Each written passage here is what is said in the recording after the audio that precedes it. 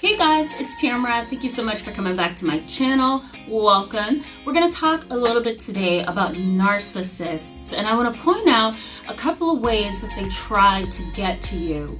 And I think this is a pretty good place to insert this video. We're Wednesday, we talked on Monday about shared psychotic disorder, so I think this is proper and in place to focus on narcissism. And I also want to give you an activity from a tool book that I have, and I sometimes use the worksheets with clients. So let's just go ahead and jump in, all right? So thank you so much for those of you who have been subscribed and participating and sharing. If you're not subscribed, I encourage you to go ahead and hit the subscribe button so you can stick around with us and learn and suggest videos and grow. The benefits for you in today's video is that we're going to talk about narcissists. It's been a little bit of time since I talked about it, so I want to point out a couple of traits in ABC format that they have. And I want to point out a couple of ways that they try to get over on you and manipulate you. So what comes to mind for you when you hear the word narcissistic personality? I want you to think about that for a little bit, because a lot of people utilize the word narcissism today.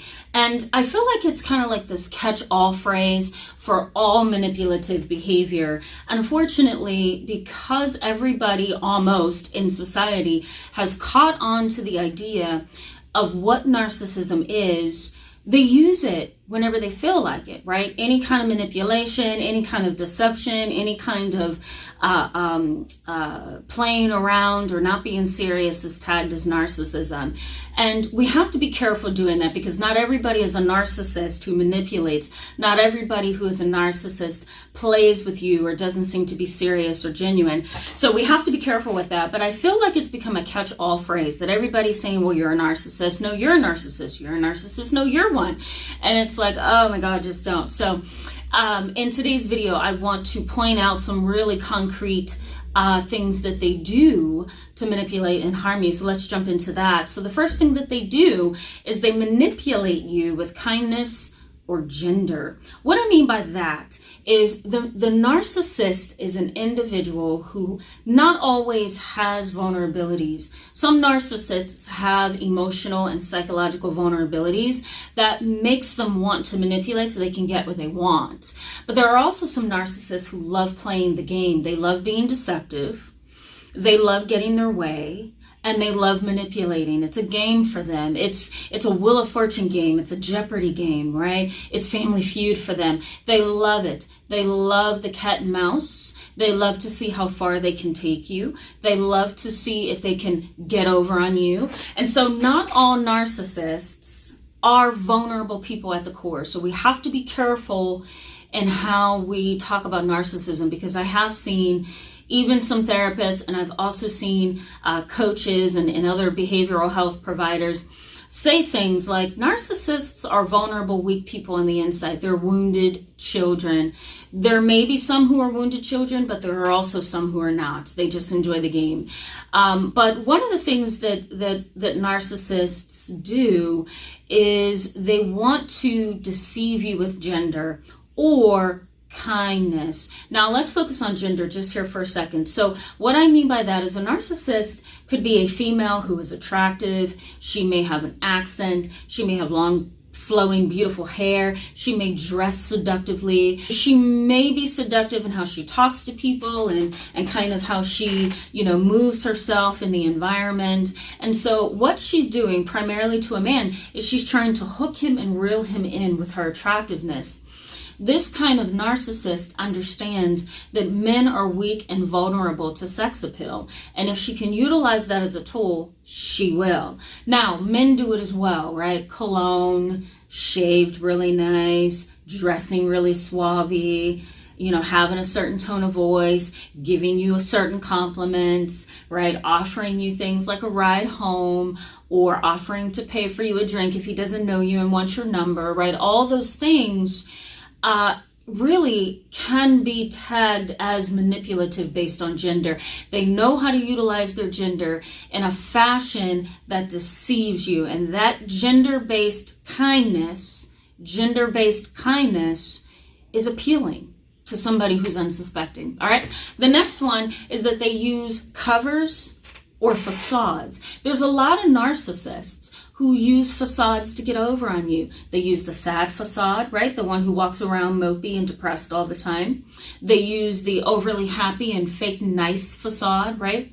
They use the overly intelligent know-it-all facade. They may use the charitable facade of wanting to adopt and foster kids and give to charities and love and grow and spread kindness, right? They know how to pull from the closet of personalities, you know? Let's see. You know how you sort through your closet? Let's see here. Do I want that today? I think I'll do that today. I think I'll be the charitable one today. And then, okay, there's my shoes over there. So maybe I'll go ahead and choose that. Maybe I will be, the confident, successful woman today. So they kind of use their facades as you pick out clothes and shoes for the day. It's really sickening. Now, for those of us who are intuitive and we're really able to sense the energy of a room, or we're able to sense the spiritual overtones of a space, those of us who can do that, we recognize that we're being manipulated, right? The niceness is fake.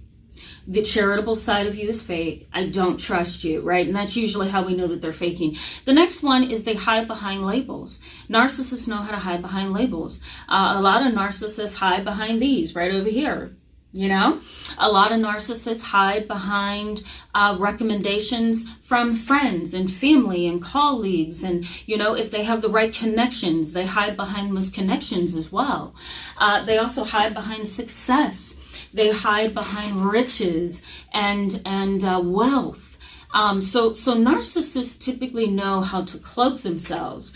Now, if you want to talk about the vulnerable narcissist, the one who is a wounded child, right? The one who is a hurt child, then we can see it like this. This is a wounded child, low self-esteem, inability to figure out who they are, right? No identity, no real success in life. So this individual has learned over time how to protect their inadequacies. And so what they do is, again, they look in their closet and then they say, I think I'm going to do that today. And they put that on and they step out into the world hoping people believe it. All right, so that's the wounded child theory.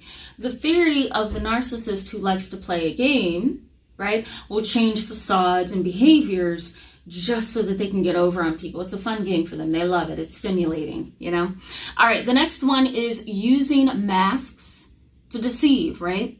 So maybe they're strongly prejudiced. Maybe they're discriminatory. Maybe they're depressed. Maybe they have a major history of trauma. Maybe, they're hiding behind the mask of they're really happy people. Maybe they're hiding behind the mask that they're really angry, right? It keeps people away. Maybe they're hiding behind the mask that we're so family oriented, right? Whatever that mask may be, they know that it's going to benefit them in some fashion, okay?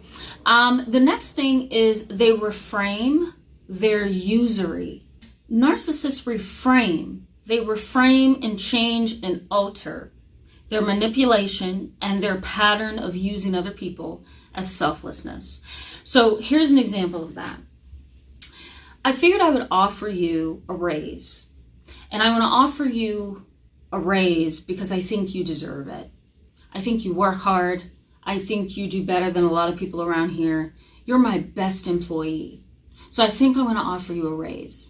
Now, the truth of that is that they want to offer you a raise so that you do more work. They love the fact that you work hard.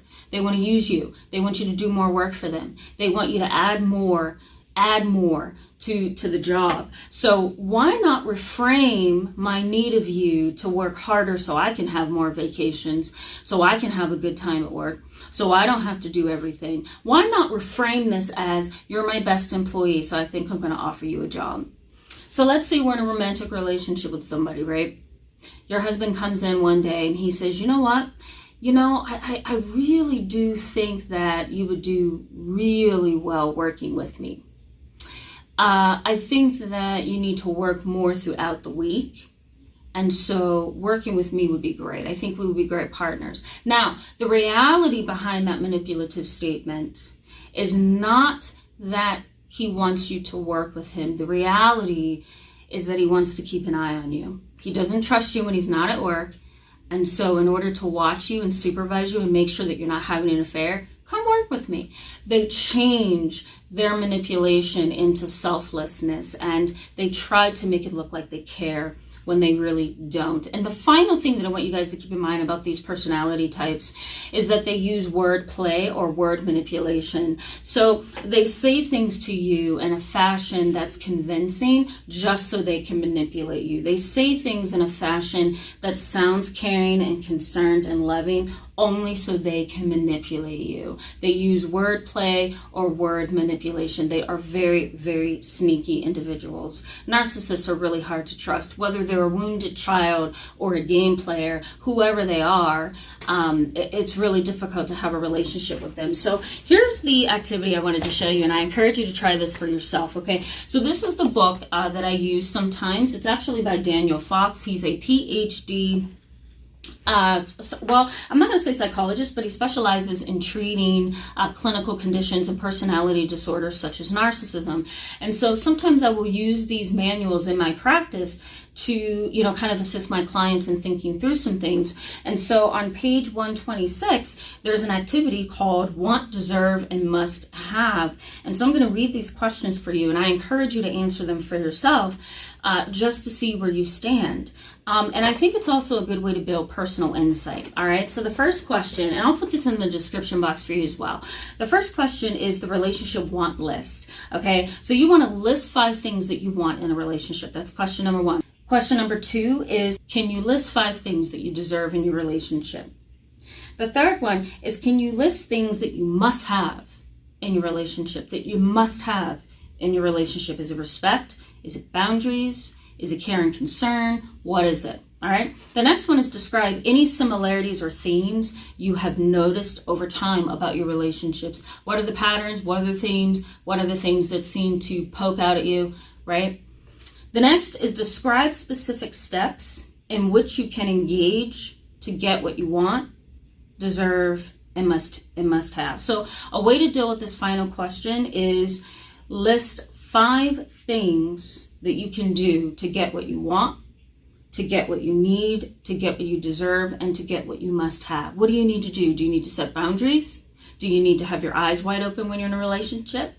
Do you need to not answer their calls every time they call you to manipulate you? What do you need to do? And so I think if you do this activity, it might kind of help build some personal insight for you. It might be something that you do in your journaling time, whatever the case. You can even take it into your own therapist if you want. Whatever you decide to do with it, I think it would be helpful to you in building some kind of awareness of what you want, what you need, and what you deserve. Thank you so much, guys, for being with me in this video today. I encourage you to give it a thumbs up if it was helpful for you.